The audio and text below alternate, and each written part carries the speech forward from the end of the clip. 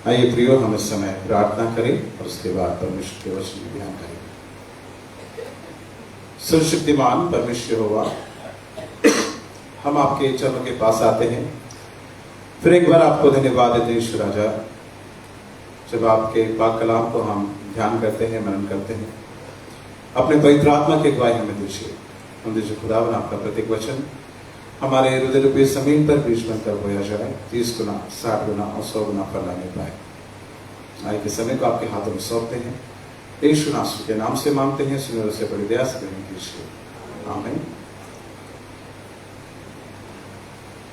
Hallelujah, hallelujah. प्रियो, आज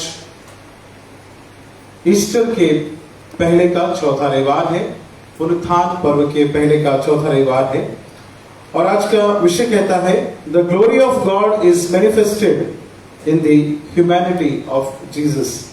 the glory of God is manifested in the humanity of Jesus. परमेश्वर की महिमा प्रभु यीशु के मानवता में प्रकट हुई। परमेश्वर की महिमा प्रभु यीशु के मानवता में प्रकट हुई। आज हमने 3 शास्त्र पाठों को सुना है, और पहला जो शास्त्र पाठ हम लोग पढ़ते हैं, यहाँ पर परमेश्वर की जो उपस्थिति है उसका वचन हम लोग देखते हैं।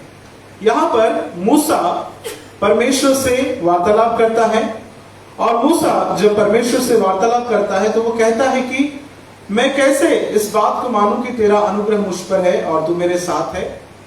और वो कहता है परमेश्वर उसके साथ साथ चले करके वो परमेश्वर से एक मांग रखता है, और वो परमेश्वर को देखने की कामना करता है।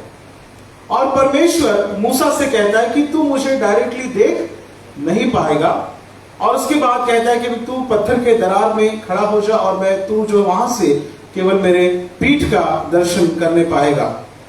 यहां पर हम परमेश्वर की महिमा या परमेश्वर का जो तेज है उसके बारे में हम देखते हैं कि वो इतना महान है कि हम परमेश्वर को फेस टू फेस हम देख नहीं सकते।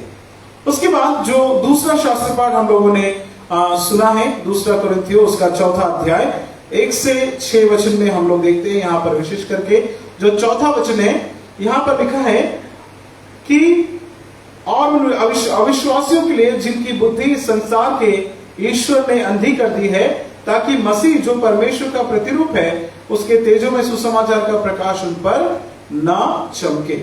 इसमें भी यहाँ पर हम देखते हैं कि पौलुस कुरिन्थी की कलीसिया को लिखते हुए कहता है कि जो अविश्वासी लोग हैं उनकी आंखों को जो है अंधा कर दिया गया है। संसार के ईश्वर ने उनकी आंखों को अंधा कर दिया कि वो परमेश्वर के उस तेज को, उस प्रकाश को देख नहीं सकते, या उनके ऊपर परमेश्वर का जो तेज चमकता नहीं है करके हम लोग यहाँ पर देखते हैं।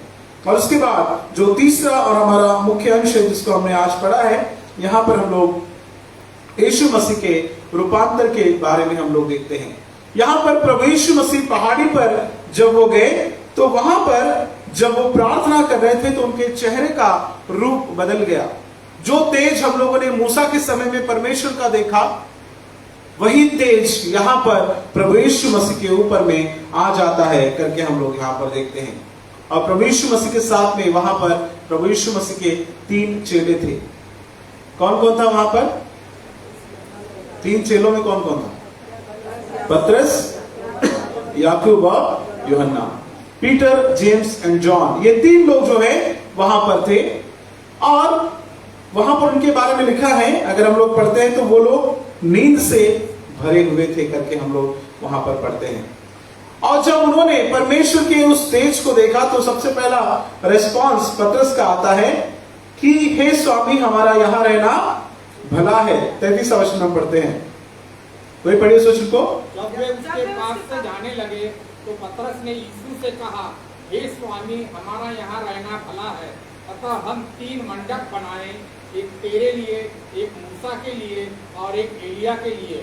वह जानता न था कि क्या कर रहा है। हाँ, देखिए यहाँ पर जो रिएक्शन है, प्रभु यीशु मसीह का जो रूपांतर हुआ, तो प्रभु यीशु मसीह के रूपांतर के बाद में जो पहला रिएक्शन हम लोग देखते हैं, पहला जो रेस्पॉन्स हम देखते हैं वो पतरस का है। और पतरस कहता है कि हम यहाँ पर मंडप बनाए, ये अच्छी बात है कि हम सब यहाँ पर रहे, और हम 3 मंडप बनाएंगे, एक मूसा के लिए, एक एलिया के लिए और एक तेरे लिए। अब हमको नीचे जाने की आवश्यकता नहीं है, क्योंकि हमने परमेश्वर के उस तेज को हमने देख लिया है। वहां पर हम देखते जैसे ही उस बात को उसने देखा, उसने कहा कि आओ हम मंडप बनाएं। और बाद में वहां पर लिखा है कि वो नहीं जानता था कि वो क्या कह रहा है। प्रियो, आज का जो विषय है थोड़ा सा कठिन है। ये जो रूपांतर का जो विषय है, इसमें हम लोग देखते हैं कि परमेश्वर की महिमा प्रभु यीशु मसीह के मानवता के रूप में प्रकट हुई। प्रभु यीशु मसीह एक मनुष्य बनकर इस संसार में आए। वो परमेश्वर के पुत्र होने के बावजूद भी एक मनुष्य बने, हमारे लिए मनुष्य की तरह उन्होंने दुख को भोगा। और जब वो उस पर्वत पर प्रार्थना कर रहे थे, तो वहां पर उस पर्वत पर जब उनके ऊपर परमेश्वर का तेज चमका या परमेश्वर की महिमा जब उनके ऊपर में प्रकट हुई, तो उसके द्वारा ये जाहिर हुआ कि वो सच्चे मनुष्य है। हालांकि यहां पर ये जो चेले हैं, उन्होंने वहां पर प्रभु यीशु मसीह की मानवता को नहीं देखा। यहां पर वो क्या करे, they are recognizing the divinity of God. वहां पर प्रभु यीशु मसीह की दैवीयता को वो जो है स्वीकार कर रहे हैं। इसलिए पतरस कहता है कि हम तेरे लिए एक मंडप बनाते हैं, क्योंकि तीन यहां पर परमेश्वर के जन हैं, एक मूसा है, एक एलिया है और प्रभु यीशु मसीह है। तो यहां पर वो ये बात को नहीं समझ पा रहे थे कि ये जो रूपांतर हुआ, ये प्रभु यीशु मसीह के उस दुख भोग के लिए है, उस क्रूस के लिए है, जिसके ऊपर वो क्रूस की मृत्यु को वो सहने जा रहा था। हर साल जब हम लोग लेंट का सीजन मनाते हैं या लेंट के समय में ये विषय हमारे पास में आता है, यीशु का रूपांतर के बारे में। और प्रभु यीशु मसीह के रूपांतर में केवल वो परमेश्वर का पुत्र है करके जाहिर नहीं होता, परंतु ये भी जाहिर होता है कि वो मनुष्य है। He is 100% God and 100% human। वो मनुष्य है 100% और 100% जो है परमेश्वर का पुत्र है। लेकिन जो चेले हैं वो प्रभु यीशु मसीह की मानवता को समझ नहीं पाए। एक इंसान होने के नाते, एक मनुष्य होने के नाते प्रभु यीशु मसीह अपने प्राण को उस क्रूस पर देने जा रहे थे। एक मनुष्य होने के नाते वो सारे उस दुख भोग को ग्रहण करने जा रहे थे। लेकिन जो पतरस है, उसकी सोच ये थी कि जो यहूदी लोग, जो भविष्यवाणी की गई थी पुराने नियम में कि तुम्हारे लिए एक मसीहा आएगा, और ये उस एक्सपेक्टेशन से, उस विचार से वो प्रभु यीशु मसीह को वो मसीहा सोचता है। और वो सोचता है कि ये मसीहा वो है जो लोगों के ऊपर चढ़ाई करेगा, उनसे लड़ाई करेगा और हमको इस गुलामी से छुटकारा दिलाएगा। अभी तक वो प्रभु यीशु मसीह की उस मानवता को समझ नहीं पाए कि छुटकारा लड़ाई से या युद्ध से नहीं, परंतु प्रभु अपने लहू के द्वारा छुटकारा देने वाला है। प्रियो, आज का विषय इसलिए हमको एक सिखाना चाहता है कि परमेश्वर की महिमा प्रभु यीशु मसीह के मानवता में प्रकट हुई। वो इंसान बनकर इंसानों का उद्धार करने आया। वो मनुष्य बनकर मनुष्यों को पापों से बचाने आया। ये बात हम लोग आज के विषय में हम सीखने वाले हैं। क्यों चेले या पतरस प्रभु यीशु मसीह के उस मानवता को नहीं पहचान पाए? क्योंकि वो तो हमेशा प्रभु यीशु मसीह के साथ में रहते थे, हमेशा प्रभु यीशु मसीह के साथ घूमते फिरते थे। लेकिन इस पर्टिकुलर समय में उनको जो तेज उनको चमका, जो रोशनी इतनी ज्यादा थी कि एक दूसरे को वो देख भी नहीं पाते थे। उनकी आंखें चौंधिया गई और जब उन्होंने देखा तो थोड़ी देर तक तो वो सचेत भी नहीं हुए करके हम लोग पढ़ते हैं। अगर हम पढ़ेंगे उस वचन को, 32 वचन पढ़िए, 31 और 32 वचन।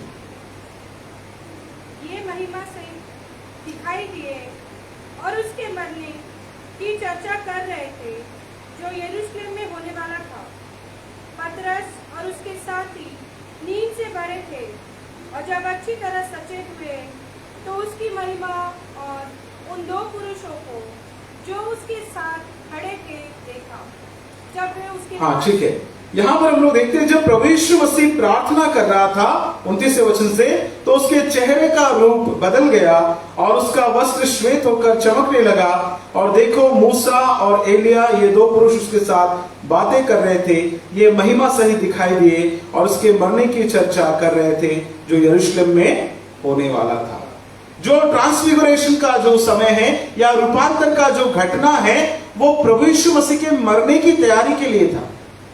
यहां पर उनका जो चर्चा हो रही थी, उनका जो वार्तालाप हो रहा था, क्या चर्चा हो रही थी? वो दोनों पुरुष प्रभु यीशु से क्या बातें कर रहे थे? उसके मरने की चर्चा कर रहे थे जो यरूशलेम में होने वाला था। तो जो ट्रांसफिगरेशन है या रूपांतर है या जो महिमा का जो समय है उस पहाड़ पर, वो प्रभु यीशु मसीह की मृत्यु के लिए था। प्रभु यीशु मसीह को मृत्यु के लिए तैयार करने के लिए था और उसी की वो चर्चा कर रहे थे। लेकिन पतरस की गलतफहमी अलग है। पतरस ये सोचता है कि ये एक परमेश्वर की महिमा जो दिखाई दी, तो आओ हम उनके लिए यहां पर क्या करें? मंडप बनाएं। ये एक डिवाइन रेवलेशन है करके वो सोचता है और वो कहता है कि आओ इनके लिए हम यहां पर मंडप बनाएं। इसलिए लिखा है कि वो क्या कह रहा था उसे भी समझ में नहीं आ रहा था। वो जानता नहीं था कि वो क्या कह रहा है। प्रियो, क्यों पतरस वहां पर प्रभु यीशु मसीह के उस मानवीय स्वभाव को जो वहां पर प्रकट हुआ नहीं समझ पाए? उसका एक कारण हम लोग यहाँ पर इन वचनों में देखते हैं। 32 वचन में हम लोग पढ़ते हैं। 32 वचन पढ़िए फिर एक बार। पतरस और उसके साथी नींद से भरे थे। हाँ। और जब अच्छी तरह सचेत हुए तो उसकी महिमा और उन दो पुरुषों को जो उसके साथ खड़े थे देखा।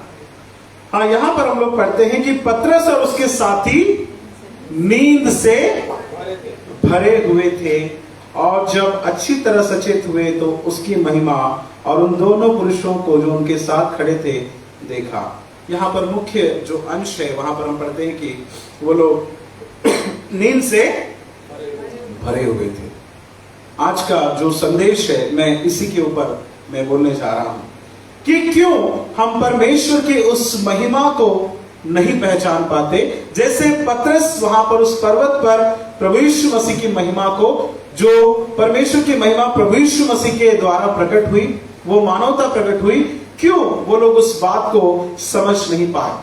वो लोग उस महिमा के पहाड़ी पर थे। They were on the mountain top of glory, वहां पर उस महिमा के पहाड़ के ऊपर में थे। लेकिन यहां पर हम देखते हैं कि वो नींद से भरे हुए हैं। प्रभु यीशु मसीह को किस लिए लेकर गया था साथ में? हाँ, किस लिए लेकर गया था? सोने के लिए, प्रार्थना करने के लिए। प्रभु यीशु मसीह वहां पर उनको इसलिए लेकर गया था कि वो वहां पर प्रार्थना करे। प्रभु यीशु मसीह खुद वहां पर प्रार्थना कर रहा था। और भी एक जगह पर हम लोग देखते हैं जब प्रभु यीशु मसीह को पकड़वाया जाने वाला था, उस समय में भी जब प्रभु यीशु मसीह गतसेमनी के बगीचे में जाते हैं, वहां पर भी प्रभु यीशु मसीह प्रार्थना करते कि अगर तेरी इच्छा हो तो ये दुख का कटोरा मुझसे टल जाए। वहां पर भी वो चेलों को लेकर जाते हैं और चेलों को कहते हैं कि तुम भी प्रार्थना करो। लेकिन चेलों की कमजोरी क्या है? नींद है ना। चेलों की कमजोरी नींद है और वो सो जाते हैं। कई बार ऐसा होता है जब हम लोग गीत गाते हैं, बड़े उत्साहित रहते हैं, है ना, नाचते हैं, गाते हैं, लेकिन प्रार्थना करने के लिए अगर बोले तो, है ना, क्योंकि प्रार्थना में आंखें बंद कर लेते हैं हम लोग। धीरे धीरे कब पहुंच जाएंगे पता नहीं हम लोग, है ना। नींद हमको आ जाती है जब प्रार्थना की बात आती है, तो नींद आ जाती है। अगर हम लोग बोलते हैं चलो हम होल नाइट प्रेयर सर्विस रखते हैं, कभी हम लोगों ने किया है क्या? यहां पर एक आध बार कोशिश कर सकते हैं हम लोग। होल नाइट प्रेयर बहुत सारी चर्चेस में होती है कि सारी रात प्रार्थना करते हैं। चेन प्रेयर होती है कि एक के बाद एक आकर प्रार्थना करते हैं, या सभी लोग बैठकर रात भर प्रार्थना करते हैं। रात में प्रार्थना करना मतलब नींद की कुर्बानी देना है। यहां पर भी उस पहाड़ी पर जब प्रार्थना वहां पर करने के लिए कहा गया, तो वो लोग चेले नींद से भर गए। वहां बहुत क्लियरली लिखा है। और क्योंकि वो नींद से भरे हुए थे, तो वहां पर क्या हुआ, वो लोग पहले शुरुआत में देख नहीं पाए कि क्या हो रहा है। फिर जब वो अच्छी तरह से सचेत हुए, तो उसकी महिमा को और उन दोनों पुरुषों को उन्होंने देखा। नींद हमारे जीवन में बड़ा मुश्किल काम या मुश्किल पैदा करती है। नींद अलग अलग तरीके की होती है। कोई जो है शारीरिक रीति का नींद लेता है, कोई आत्मिक रीति का नींद लेता है, कोई हमेशा के लिए मरा हुआ मुर्दा वाला नींद लेता है। नींद के बारे में जब हम लोग देखते हैं तो in life we miss so much because our minds are asleep. जब हमारे हृदय, हमारे मन, हमारी बुद्धि सो जाती है तो हम बहुत सारी चीजों को मिस कर देते हैं। दूसरा कुरिन्थियों उसका 4 अध्याय में जो वचन हमने पढ़ा है, और अगर उसको पढ़ते फिर एक बार, दूसरा कुरिन्थियों 4 अध्याय 4 वचन कोई पढ़ी फिर से। और उन अविश्वासियों के लिए जिनकी बुद्धि इस संसार के ईश्वर ने अंधी कर दी है, जिनकी बुद्धि इस संसार के ईश्वर ने अंधी कर दी है, ताकि मसीह जो परमेश्वर का प्रतिरूप है, ताकि मसीह जो परमेश्वर का प्रतिरूप है, उसके तेजोमय सुसमाचार का प्रकाश उन पर न चमके। उसके तेजोमय सुसमाचार का प्रकाश उन पर ना चमके। जब हमारी आंखें नींद से भर जाती है, जब हमारी बुद्धि नींद से भर जाती है, तो हम उस परमेश्वर के तेजोमय प्रकाश को देख नहीं पाते। यहां पर लिखा है कि संसार के ईश्वर ने उनके बुद्धि को अंधा करके रख दिया। जब हम नींद में पड़ जाते हैं तो शैतान हमारी बुद्धि को अंधा करके रख देता है। पर नींद क्यों आती है ना? ये भी कारण है, नींद क्यों आती है? आप लोग को नींद क्यों आती है? थकावट के कारण है ना। इंसान जब थक जाता है, इंसान जब जो है परिश्रम करके थक जाता है, और रात को परमेश्वर ने हमको दिया कि रात इसलिए कि हम आराम करें, नींद के द्वारा हमको फिर से हम रिजुवेनेट हो जाते हैं, हम फिर से नए हो जाते हैं, तरोताजा हो जाते हैं, और नए दिन के लिए हम तैयार हो जाते हैं। लेकिन जब शैतान हमारे मन को नींद में डुबो देता है, किन बातों से हम नींद में डूब जाते हैं? कई बार जो प्रेजुडिस है या पूर्वाग्रह के कारण हम लोग जो है नींद में डूब जाते हैं। अब यहां पर जो चेलो है उनको पता था कि प्रभु यीशु मसीह ने प्रार्थना करने के लिए कहा, और उनको मालूम था कि प्रभु यीशु मसीह का रूटीन है, हमेशा का रूटीन है कि वो पहाड़ पर जाते हैं, प्रार्थना करते हैं, और हमको भी साथ में ले जाते हैं, हमको भी प्रार्थना करने को बोलते हैं, और हम लोग हमेशा सो जाते हैं। चर्च में भी ऐसे ही करते हैं हम लोग, है हमेशा का रूटीन है। हमको जो जाना है, पास्टर साहब का पसंद आया तो सुनेंगे, नहीं तो सो जाएंगे। अभी तो एसी भी चालू हो गई है ना। तो यहां पर एक रूटीन की तरह वो देख रहे हैं, पूर्वाग्रह हम लोग देखते हैं। पूर्वानुमान उनका ये है कि जो हर रोज हो रहा है, एक पर्सपेक्टिव उनका बना हुआ है कि यही होने वाला है। हर रोज पहाड़ पर जाना है, हर रोज प्रार्थना करना है, और प्रार्थना करते समय प्रभु यीशु मसीह खुद प्रार्थना करेगा, आएगा। और कई बार हम देखते हैं कि ये सो भी गए तो प्रभु यीशु मसीह आकर उनको जगाते हैं। तो उनको लगा कि आज भी कुछ ऐसा ही होने वाला। उनका नजरिया इस तरीके से था कि वो नींद में चले गए, क्योंकि हर रोज का उनका रूटीन वर्क था। कई बार हम जब नजरिया बनाकर रख लेते हैं किसी बात का, या पूर्वाग्रह हम लोग करके रखते हैं, तो नए नजरिए को हम देख नहीं पाते, क्योंकि हमारा दिमाग बंद हो जाता है।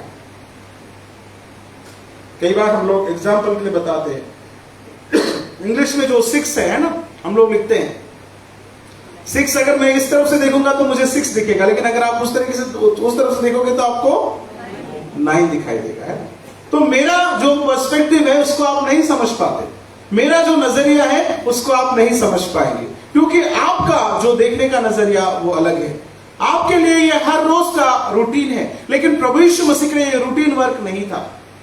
वो दिन एक खास घटना हुई, उस दिन में वहां पर महिमा का रूपांतर वहां हम देखते हैं, प्रभु यीशु मसीह का रूपांतर हम वहां पर देखते हैं कि परमेश्वर का तेज वहां पर प्रकट हुआ।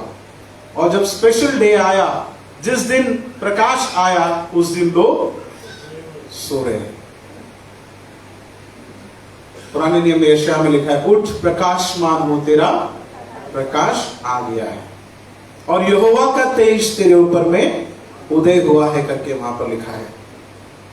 प्रियो, जब परमेश्वर का प्रकाश हमारे जीवन में आता है, क्या हम सोते हुए रहते हैं? क्या हमारी बुद्धि बंद पड़ गई है, या नए विचारों को या नए नजरिए को हम समझना नहीं चाहते। कई बार we are not open to new ideas, क्योंकि हम अपने दिमाग के दरवाजों को बंद कर देते हैं। और प्रभु अगर आके हमारे उस दिमाग के दरवाजे को खटखटाता भी है तो हम खोलने के लिए तैयार नहीं है, क्योंकि हम लोग सो रहे हैं। हम लोग सो रहे हैं। कई बार सोए वाले लोग भी जाग जाते हैं, लेकिन जो सोने का नाटक करते हैं, हम में से बहुत सारे लोग सोने का नाटक करने वाले लोग हैं। क्योंकि कितनी ही बार परमेश्वर का वचन हमको बताया जाए, फिर भी अगर हमारे अंदर में सुधार नहीं है तो हम उन लोगों की तरह है जो सोने का नाटक कर रहे हैं।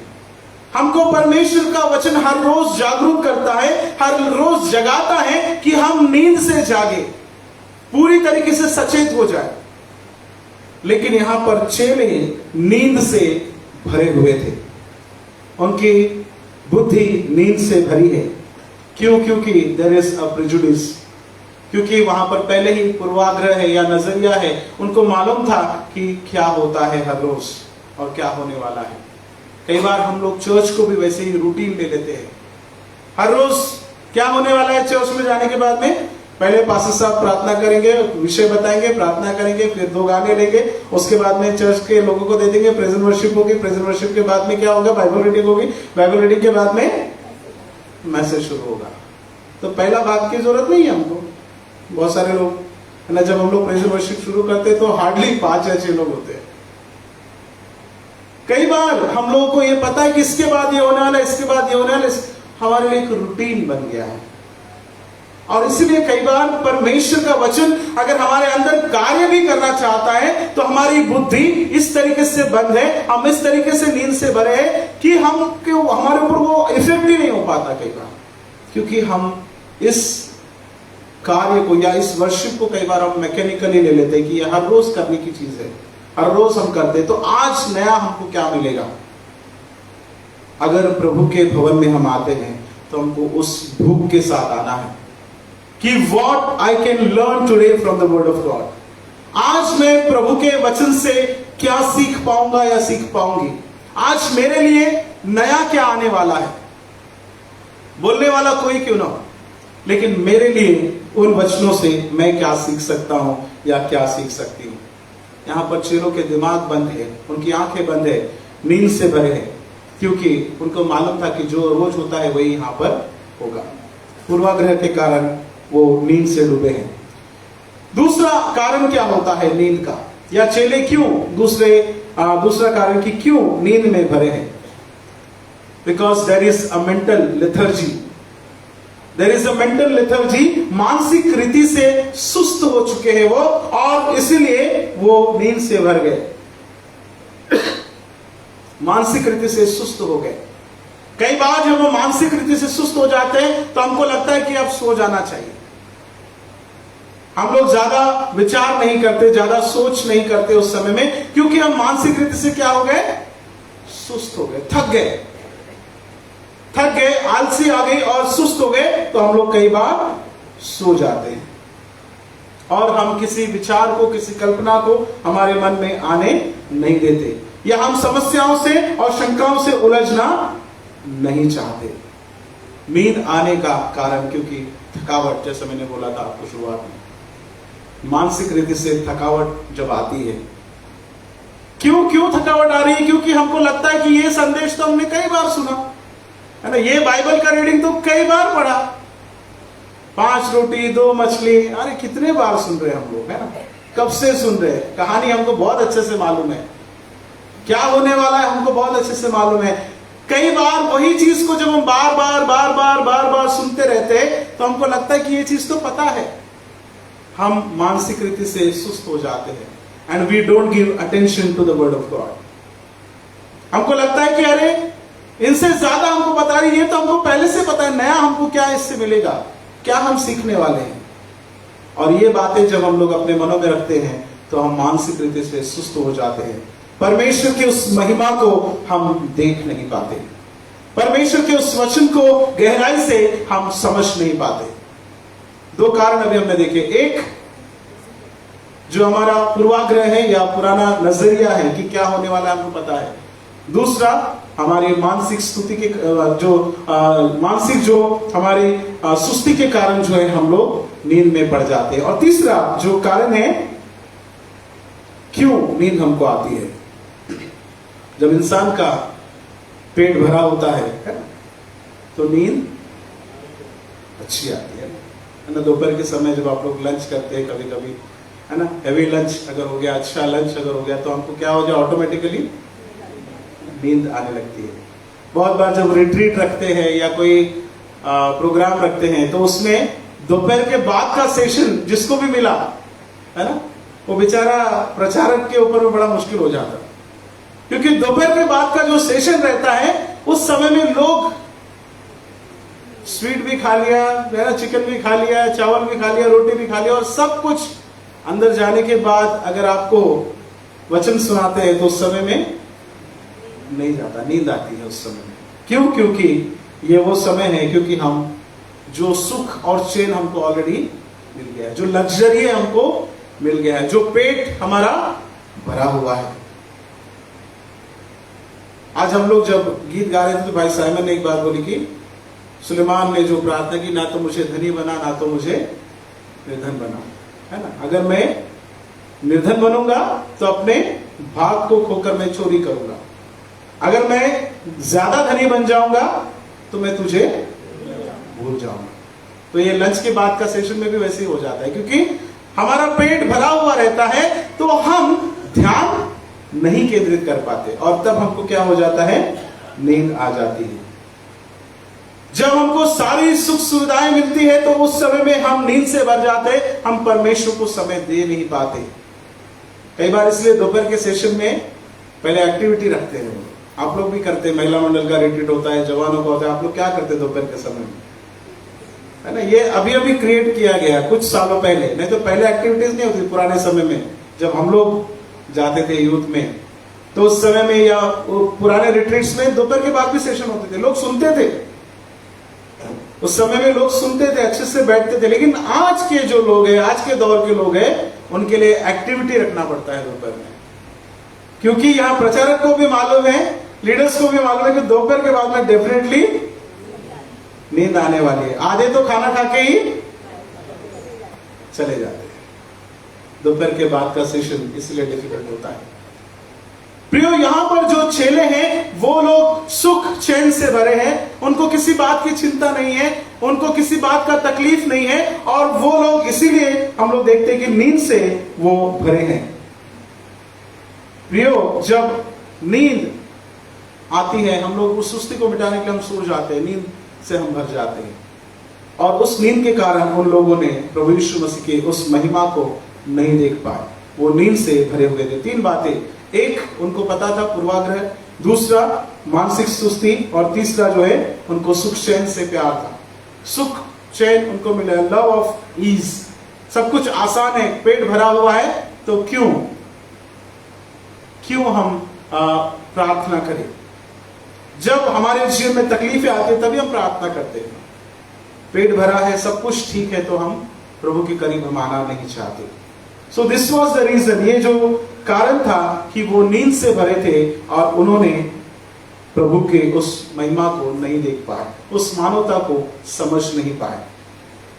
लेकिन नींद तो आती है, लेकिन जीवन में परमेश्वर ने कुछ ऐसी भी चीजें दी है जो हमको हमेशा जगा कर रखती है ना। नींद तक तो हमने देख लिया कि नींद का कारण क्या है, लेकिन कुछ ऐसी भी चीजें हैं जो हमको हमेशा जगाए रखने के लिए तैयार है, जो हमेशा हमको जगाती है।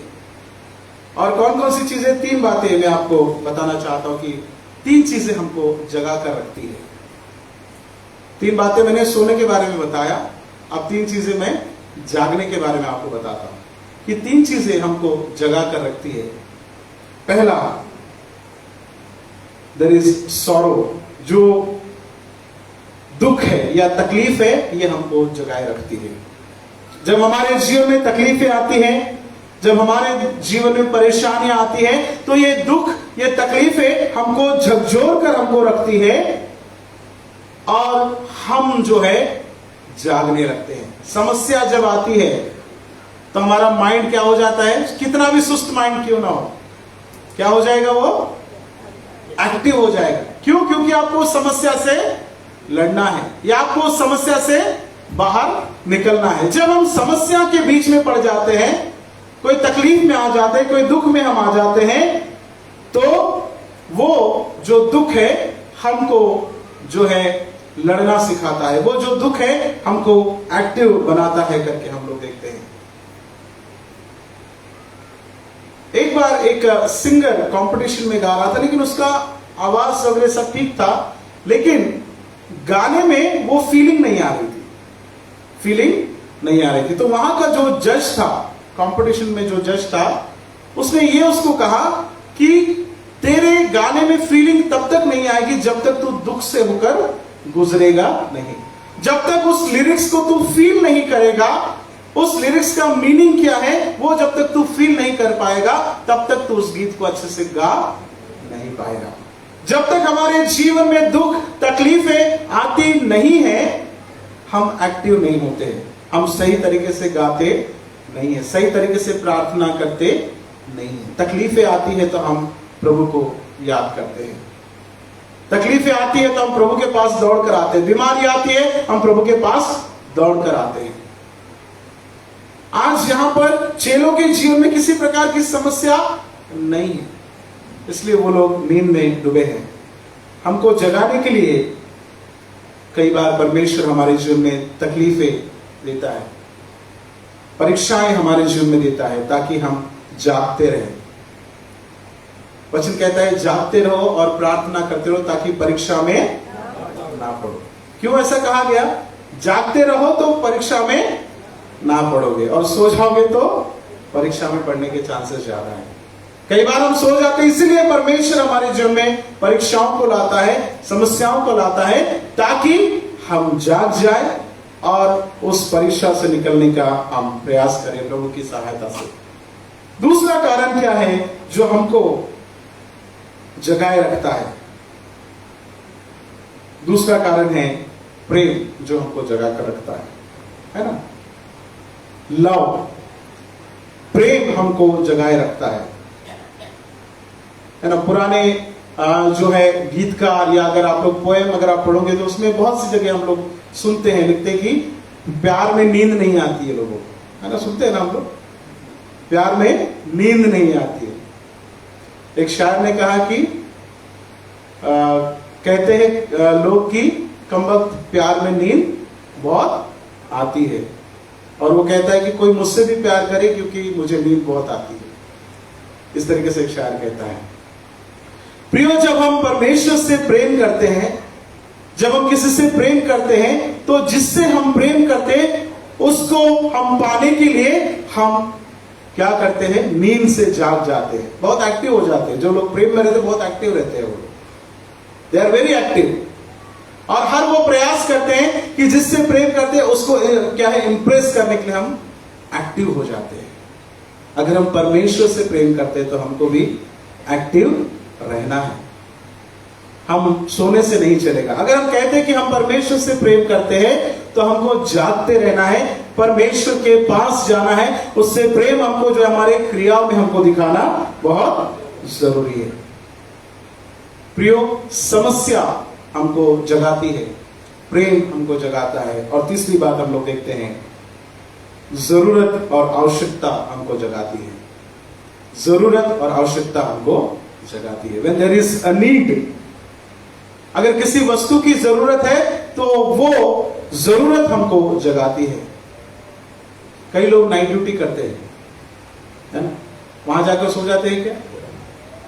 अगर हम लोग नाइट ड्यूटी कर रहे हैं, वहां नहीं सो सकते हम लोग, क्योंकि अगर वहां सो जाएंगे और पकड़े गए तो सस्पेंड, है ना, नौकरी से निकाल दिए जाएंगे। क्यों वहां पर हम जागते हैं? क्योंकि हमारी जरूरत है। अगर हम वहां पर काम नहीं करेंगे, रात को जागेंगे नहीं, तो हमको सैलरी मिलेगी नहीं, या हमको नौकरी से निकाल दिया जाएगा। नाइट ड्यूटी हम बराबर करेंगे, भले नींद आएगी तो भी हम नींद को क्या करेंगे? कंट्रोल करेंगे। लेकिन वही बिना पेमेंट के रात भर आके या चर्च में प्रार्थना करो बोले तो कुछ मिलने वाला नहीं है आपको, है ना? पेमेंट नहीं मिलेगा तो आप लोग हम लोग ऐसे करते हैं, सो जाएंगे हम लोग। जरूरत हमको जगाती है। अगर हम जरूरत हमारी पूरी होना है, परमेश्वर से जो हम मांगते हैं, अगर हम चाहते हैं कि वो हमें मिले, तो हमको जागना बहुत जरूरी है। ये जो चेले हैं सो गए क्योंकि उनको किसी बात की चिंता नहीं, किसी बात का टेंशन नहीं, कोई आवश्यकता नहीं, क्योंकि खुद प्रभु उनके साथ में और उनको कोई टेंशन नहीं है, इसलिए वो लोग बिल्कुल निश्चित होकर सो गए। और वो उस रूपांतर को देख नहीं पाए, उस महिमा को देख नहीं पाए जो उस रात को प्रभु यीशु मसीह के अंदर प्रकट की गई, उसकी मानवता को वो देख नहीं पाए। लेकिन आगे लिखा है, कब देख पाए वो लोग? वहां लिखा है, पतरस और उसके साथी नींद से भरे थे। वहां लिखा है कि जब अच्छी तरह सचेत हुए, है ना, जब अच्छी तरह सचेत हुए, तब उन्होंने उसकी महिमा और दोनों पुरुषों को जो उसके साथ खड़े थे देखा। जब अच्छी तरह सचेत हुए, जब हम अच्छी तरह जागृत हो जाते हैं, जाग जाते हैं, तब हम परमेश्वर की महिमा को देख पाते हैं। प्रिय, आज का विषय हमसे कहता है कि परमेश्वर की महिमा प्रभु यीशु मसीह में प्रकट की गई, उस पहाड़ी पर प्रकट की गई। अगर हम हमेशा जागते रहे, प्रार्थना करते रहे, Lord keep me always awake to you so that I may see your glory. परमेश्वर की महिमा को अगर हमें देखना है तो हमें जागना है। तो मैं ये नहीं बोल रहा कि आप घर जाकर आप आराम मत करो, आप नींद मत लो, लेकिन जो प्रार्थना का समय है वो देना बहुत जरूरी है। परमेश्वर ने हमको कहा कि प्रार्थना करो।